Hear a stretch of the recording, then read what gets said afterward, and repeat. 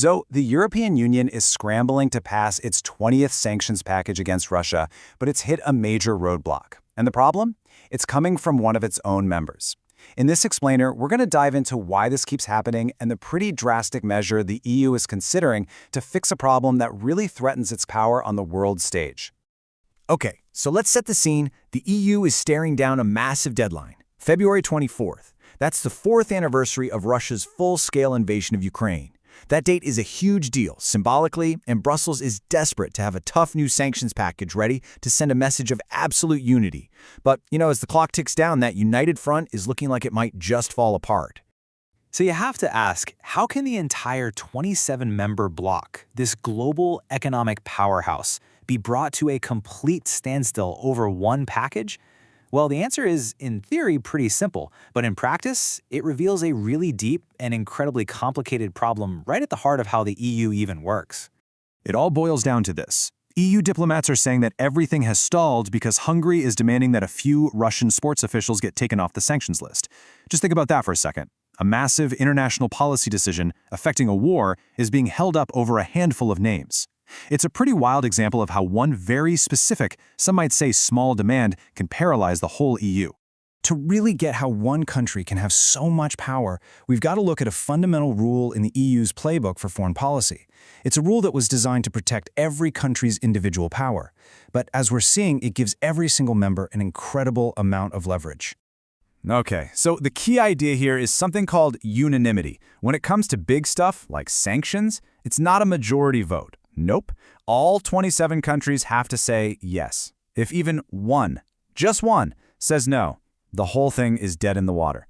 This gives every single member a veto, and that veto power is at the heart of this whole thing. So, this really breaks it down. On one side, you've got the current system for sanctions, that all-or-nothing unanimity. On the other side is how the EU decides a lot of other things. It's called qualified majority voting, where you just need a big supermajority to get something done. This difference might seem technical, but it is absolutely crucial because it's the key to the very controversial solution we're about to get to. And look, this isn't some random one-off event. Not at all. When you look back at what Hungary's been doing over the past few years, you start to see a very clear pattern emerge. Using that veto threat right at the last minute has become a go-to strategy for them. I mean, you can see the playbook right here. Back in March 2025, a veto threat gets some oligarchs off the list. Fast forward to September, it happens again. And here we are now, in February 2026, and we're seeing the exact same tactic. It's become this predictable cycle of 11th-hour pressure to get what they want. And, the political backdrop to all of this is absolutely critical. Hungary's Prime Minister Viktor Orban has always kept closer ties with Moscow than pretty much any other EU leader. And his government has used its veto power over and over again, not just on sanctions, but also to block or slow down financial aid going to Kyiv. But, and this is important, it would be way too easy to just point the finger at Hungary and call it a day. The picture is definitely more complicated. Other countries have their own serious economic concerns. You've got Greece and Malta worried about their huge shipping industries. Italy has raised flags about ports and banks that affect its own interests. Getting to unanimity is this incredibly complex balancing act of 27 different national priorities. So, because this whole cycle of last-minute threats has gotten so disruptive, so damaging to the EU's reputation, they're now thinking about something pretty radical. Some people are even calling it the nuclear option, a plan to basically change the rules of the game itself. And here's the plan, and it's a real game changer. The idea is to switch from that unanimity rule to qualified majority voting, but specifically for renewing sanctions that are already on the books. This would mean a single country could no longer hold the extension of existing sanctions hostage to get what it wants. And the reason they're willing to consider such a huge change? Well, the stakes could not be higher. This isn't just about some abstract rules. It's directly linked to this unbelievable number, 140 billion euros.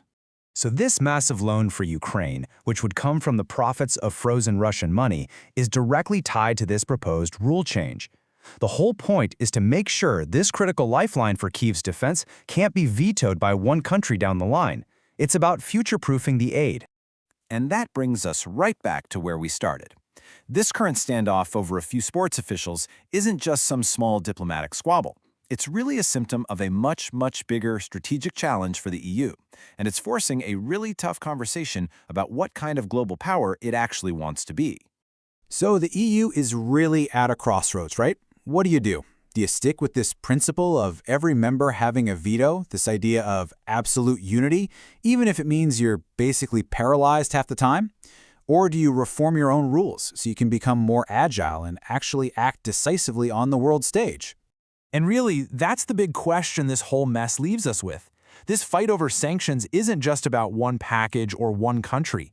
It's about whether the European Union can adapt its own internal rules to effectively use its massive collective power in what is a very challenging and rapidly changing world.